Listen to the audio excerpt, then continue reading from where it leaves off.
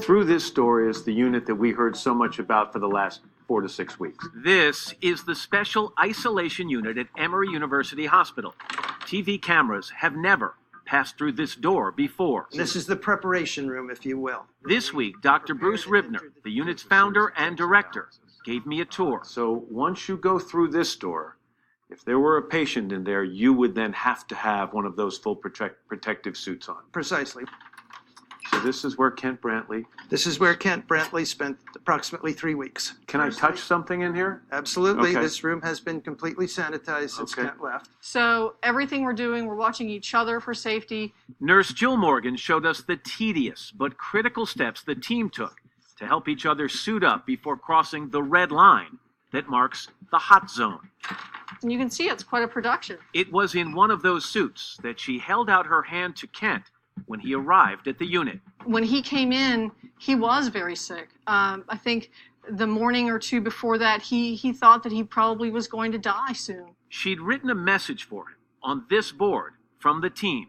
I said, "Welcome home. We're glad you're here." That first night, Nurse Crystal Johnson didn't leave Kent's bedside.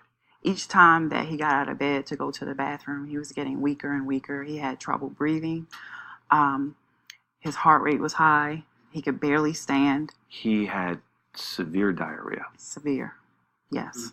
In the early days, doctors slept just outside the unit, monitoring their patient around the clock. Because of the diarrhea, Kent was losing electrolytes, essential body chemicals, at a terrifying rate. Doctors Colleen Kraft and Anish Mehta fought to restore Kent's health.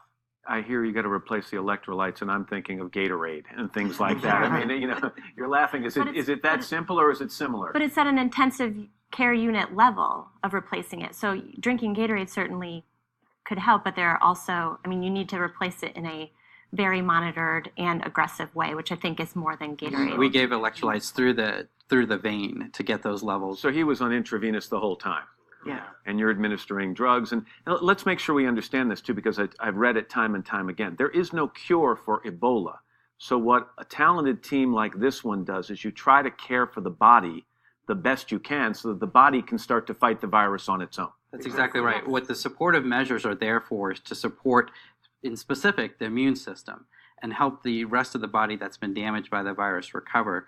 And then the immune system can kick in and clear the virus on its own. 3 days after Kent arrived, Nancy Wrightbold joined him at the isolation unit.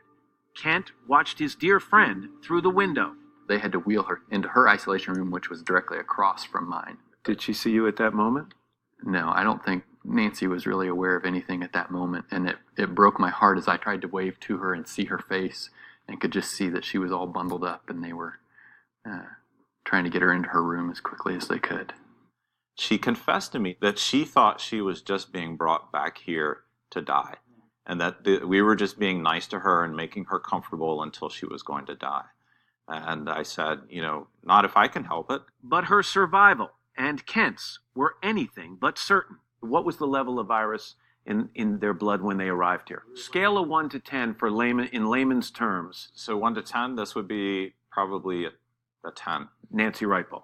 And Dr. Brantly. Both of them were a scale 1 to 10. They were a 10 in terms of virus in their system. Yeah, a lot of virus. With 2 dangerously ill patients, the team set up this special lab, steps from the patients' beds, to handle their blood work.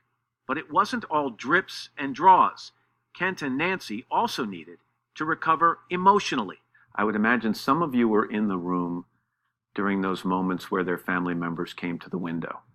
Yes. And from what I've heard from both Dr. Brantly and Nancy Wrightbold, there were some very emotional moments between those. Was it hard to watch those? It was very hard. Nancy and her husband came. He and she thought that they would never see each other again. And when they saw each other, the tears were rolling. But it was too soon for hugs.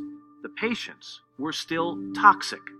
There are these body fluids that they are presenting. Can you flush that down the toilet knowing it is ripe with Ebola virus? What do you do? So we can't flush it straight down the toilet because our sewage treatment plant would not be very happy with us. So what we in fact do is we put it in a sterilizing solution and let it sit for 5 to 10 minutes, and then we can safely flush it down the toilet.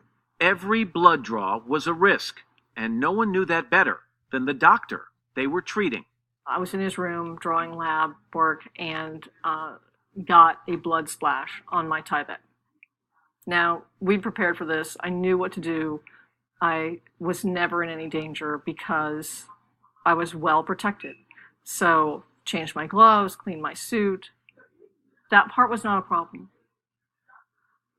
But Dr. Brantly looked at me and said, I really hope you don't get Ebola. But if you do, I'll take care of you. Days of hypervigilance, tremendous stress.